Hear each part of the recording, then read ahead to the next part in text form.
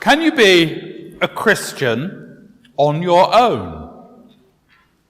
It's a question that was posed to me the very first confirmation class I did as a curate, and I had two very articulate young people with me, and I confidently asserted no.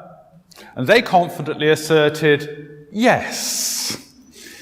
And they went, and my wife was doing the ironing. I said, get out of the way, let me get on with the ironing. So I had to take out my frustration at my lack of ability to hear what they were saying on the ironing. The ironing was done impeccably that night.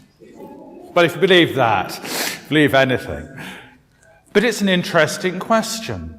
Can you be a Christian on your own? We have to look back a bit at our experience of Christ, of God, Father, and of the Holy Spirit.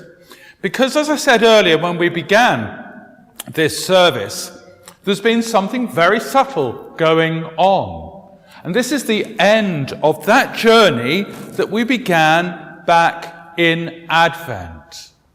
And in that time, this whole 6 months, we have been worked on by God. During Advent, he has revealed himself to us as Father, as Creator, as Inspirer of the prophets. Then he reveals to us his nature as Son in Jesus Christ, revealing the human image of the divinity here on earth with us. And then he reveals himself to us as Holy Spirit, the Spirit that is promised, the Spirit that comes at Pentecost and drives the early church into being.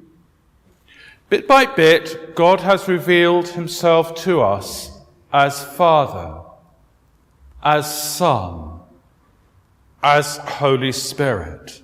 And so at the end of this journey, it's natural and right that we should celebrate that as we begin to look forward to the next part of the story that we're called to be part of.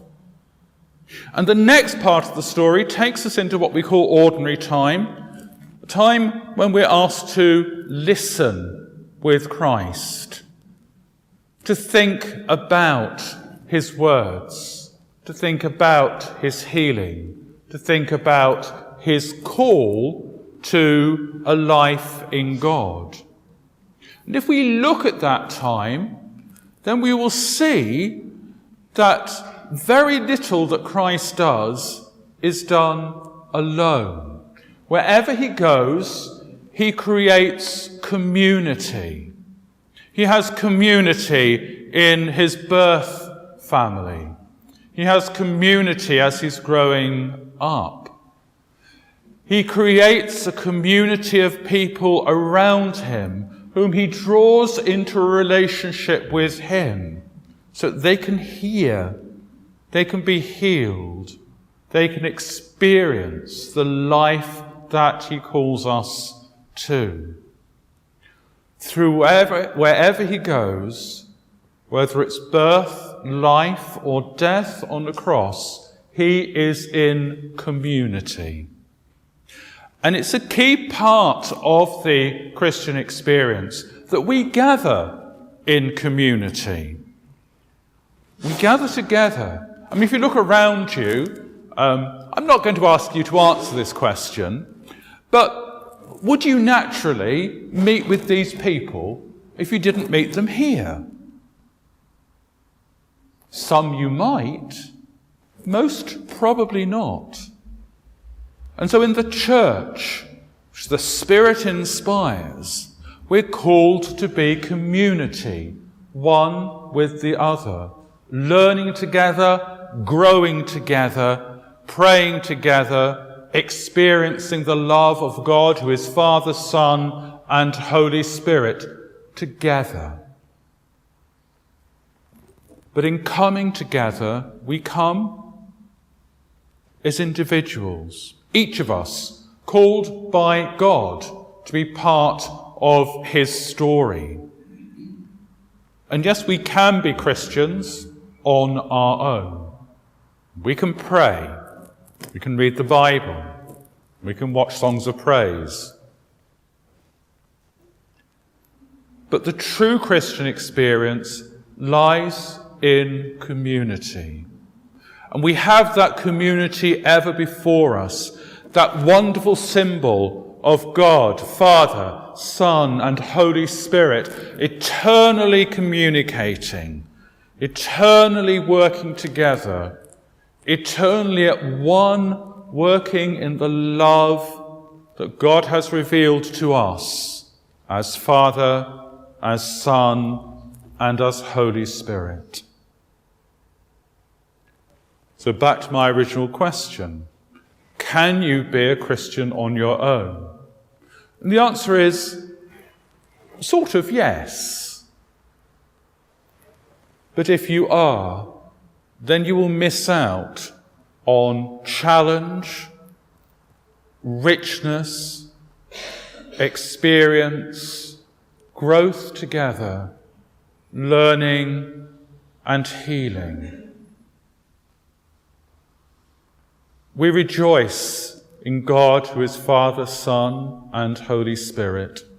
We rejoice in the diversity of people that God calls to be in his church. It can be a challenging community, one that sometimes isn't very comfortable to be in.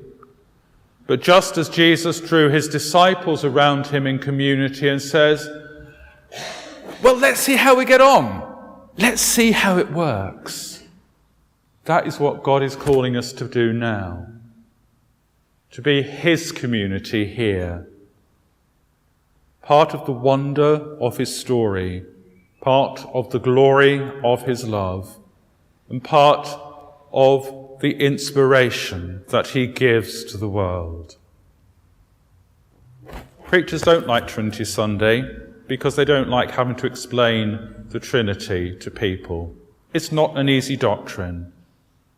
But if we think of it as community and as communion, then we might be making one or two more steps towards understanding this God who calls us, the Son who heals us, and the Spirit who inspires us. To him be glory in the church and in the world now and throughout all ages. Amen.